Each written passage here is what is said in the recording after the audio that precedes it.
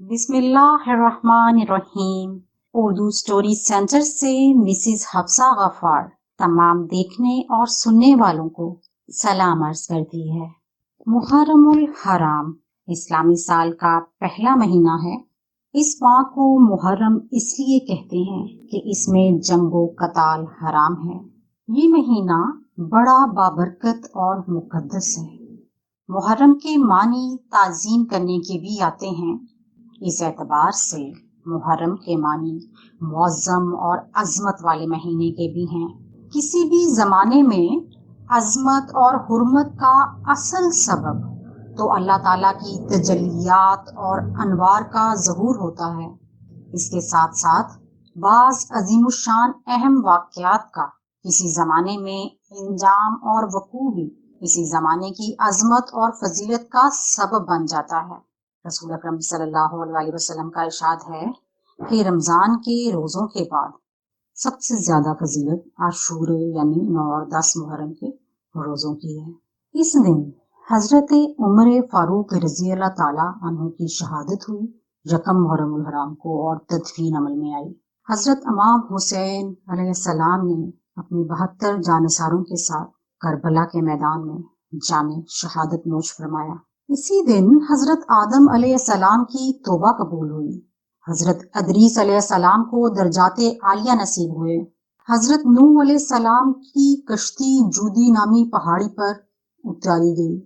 حضرت ابراہیم علیہ السلام پیدا ہوئے اور نمرود کی آگ سے نجات ملی اور انہیں خلیل کا منصب عطا ہوا۔ حضرت یوسف علیہ السلام کو جیل سے رہائی نصیب ہوئی۔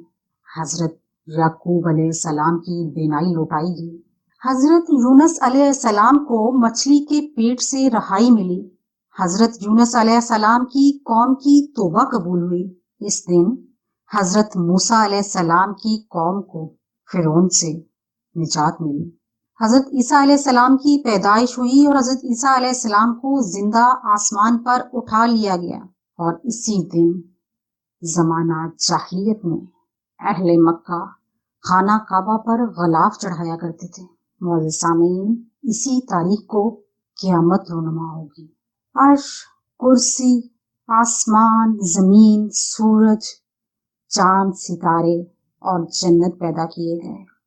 اسی دن یوسف علیہ السلام کو گہرے کنویں سے نکالا گیا۔ اسی دن حضرت سلیمان علیہ السلام کو بادشاہت عطا ہوئی۔ اسی دن حضرت موسیٰ علیہ السلام پیدا ہوئے اور آسمان سے پہلی بارش ہوئی۔